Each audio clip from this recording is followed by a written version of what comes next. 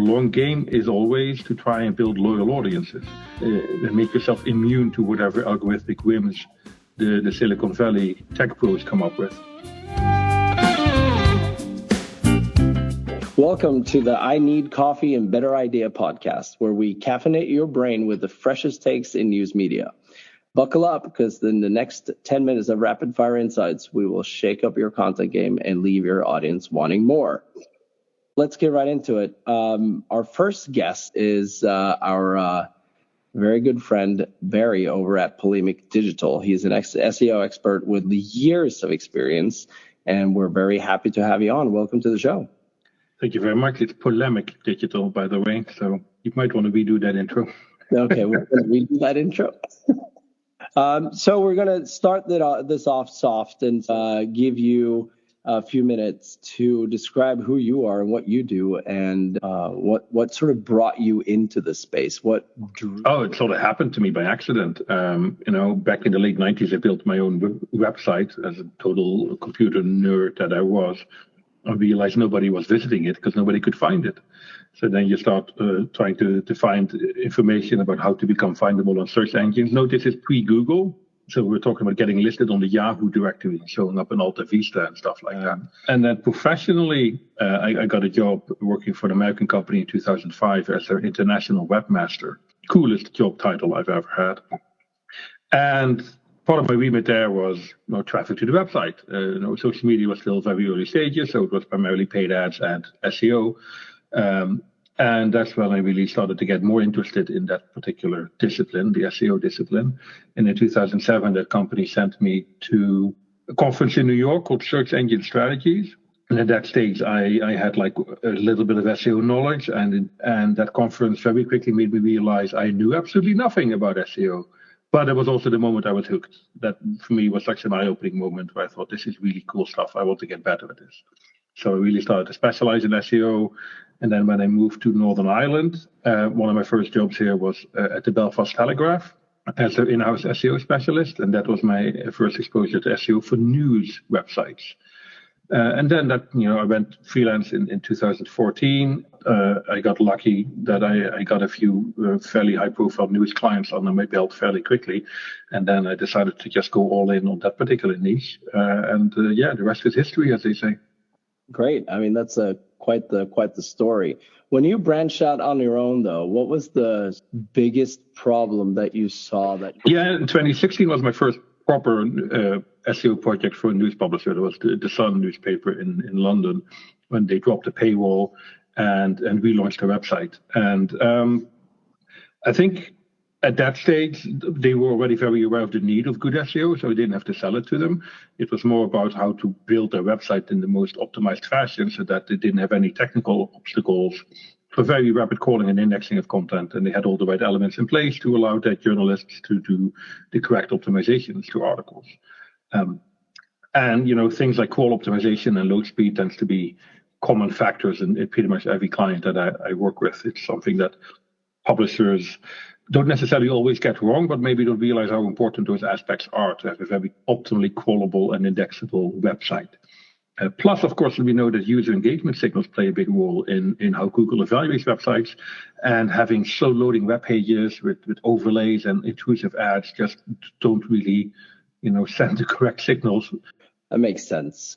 Switching gears a little bit here. So if we look at traditional SEO versus the age of social media algorithms, which seems to be still a big topic whenever I go to conferences. Is traditional SEO dead for news websites in the age of social media algorithms, or is it still something that news publishers should be focusing on? The most recent Reuters digital news media report showed that roughly 1/4 of traffic to news publishers comes from Google. And that's been fairly stable the last several years. In my experience, for most of my clients, search, specifically Google, is usually around half of their total traffic. And the other half is a mix of different social media platforms, direct traffic, email newsletters, etc. The thing is, news publishers love to complain about the whims of Google as a platform and the unpredictability of their algorithms, which is fair criticism, but the social media platforms have the exact same issues. They're also, entirely algorithmically curated feeds. Plus, the social media platforms have an incentive, which Google has to a lesser extent, which is that social media wants to keep you on their website. They have no incentive to send clicks to news publishers. Facebook wants the people on Facebook, on their feed. Instagram wants people on Instagram. TikTok wants people to just consume more TikTok videos. Whereas Google, in some capacity, still generates clicks for news publishers. And you've seen this the last few years that big social media platforms like Facebook have become very small sources of traffic for news publishers. So yeah, Google is still the big boy on the block. Google is still by far the largest driver of traffic to news websites. And I'm not saying that purely because I'm an SEO guy. I want there to be more competition. I don't like the monopoly that Google has, because they have too much power and they can literally decide which news websites succeed and fail, which is not something you want a capitalist company to be able to decide. That's not how an open democracy should work. But at the moment, we have to play that game because they are by far the largest source of traffic for most news websites out there.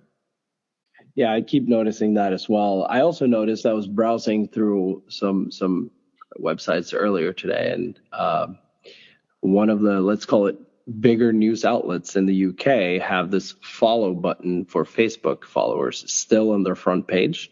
And I just think it's very interesting that whilst we know that Facebook has more or less no interest in passing traffic back to the media company, several media companies still seem to be, catering to Facebook needs of getting users onto their platform and into their ecosystem, whereas it's not a really reciprocal relationship, it seems like.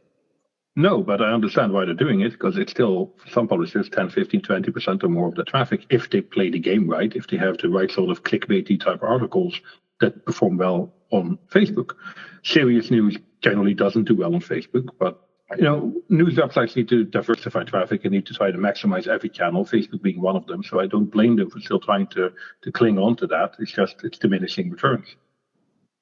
It's been a lot of talk lately about the changes of Google and how everything is sort of set up for potential traffic and how news is being ranked on Google. And particularly, what are your views on the news aggregators such as Google News? Is it a friend or a foe?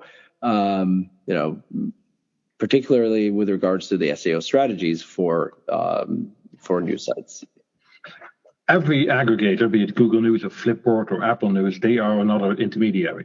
And yes, intermediaries can be very good sources of traffic, absolutely.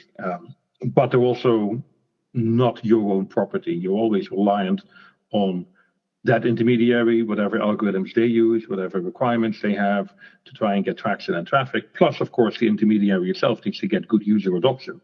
Google News as a vertical, like news.google.com, isn't actually that widely used. For most of my publishing clients, that amounts to 3, 4, 5% of that total traffic at most. The same with Apple News, the same with aggregators like Flipboard. It's not a huge individual traffic source. So you're always trying to maximize your presence in those platforms, but at the same time, you can easily over-optimize for it.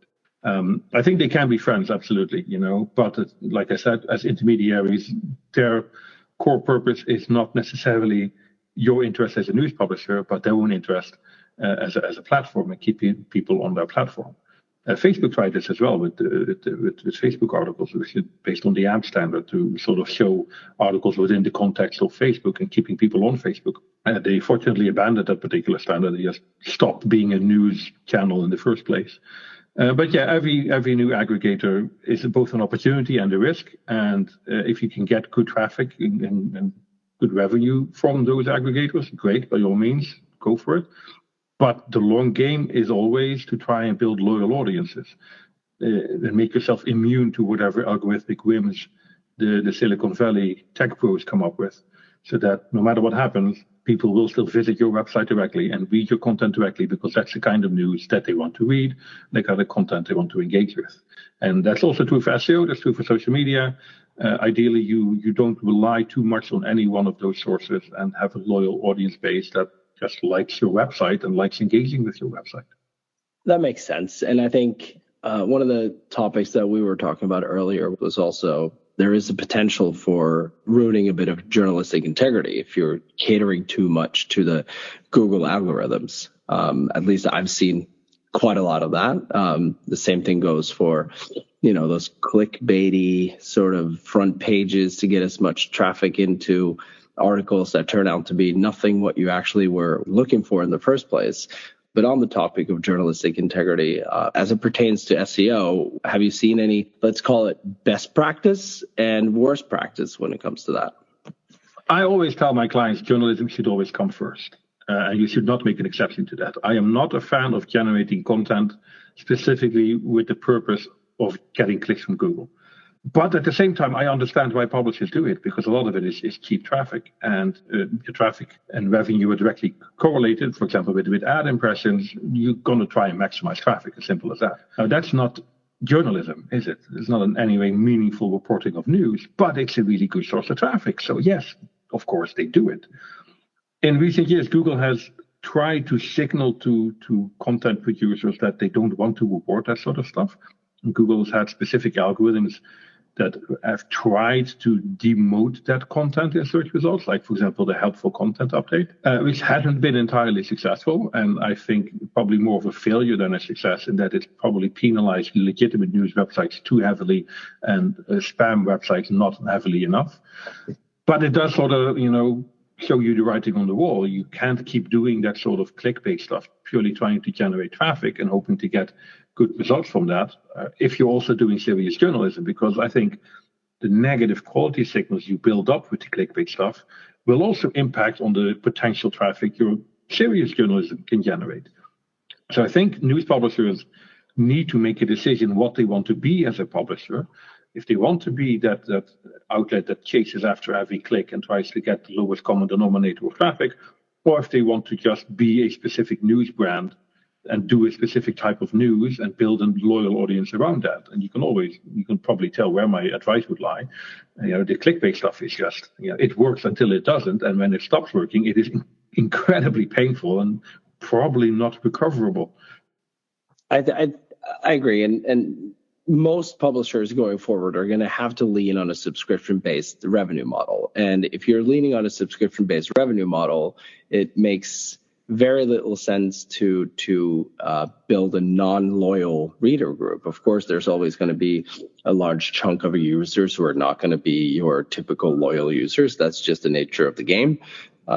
But being able to pull loyal users into a website, whether or not that's through social or through Google or through direct or whatever else channels you can bring people in, making them fall in love with your content and having them consume your website in a way that aids them to either solve a problem or get inspired or whatever it is, driving that loyal user base is going to help you with your revenues in the future. And I think that's one of the key elements.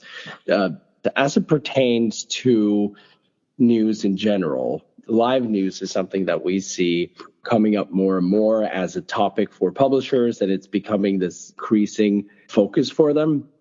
What would sort of be your top 2, top 3 tips for publishers who want to do well with live news? Yeah, live news is a popular format of news because Google likes showing it in their top stories carousels on regular search results, which is where most of your Google traffic as a publisher will come from. And users like clicking on live articles as well because they feel they get the latest update and the latest info. If you're doing live news, you need to make sure you have the technical capacities in place. So for Google to very rapidly crawl and index that, which means it should be client-side HTML and not JavaScript. If you do any rendering, make sure it's server-side, because while Google does render client-side JavaScript, it tends to do it with a bit of a delay, and therefore it doesn't pick up latest updates. So you need to make sure that the live article is served in HTML to Googlebot and end users if you can. Live blog posting structured data is sort of necessary to make Google realize it's a live article. And just having live in the headline isn't enough. The live blog posting structured data is specifically intended to allow Google to very quickly understand that it's a live article and these are the latest updates. And I would also say before you publish a live article or when you publish it, make sure you publish it with a bit of meat on the bone. Don't just publish a very short update with like more to come.